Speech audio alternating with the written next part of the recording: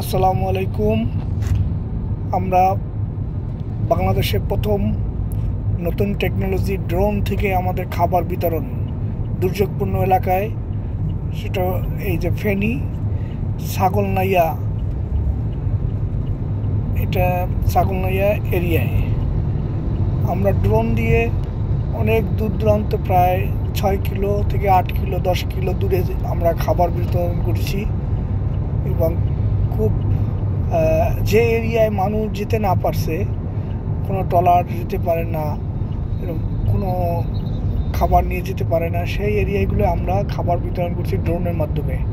আসলে অনেকেরই টাকা পয়সা আছে, অনেক আছে, কিন্তু আসলে এই পানি দূর অবস্থায় অনেকেই অনেক কিছু বাজার ঘাট করতে পারে না, সব ভেসে চলে গেছে।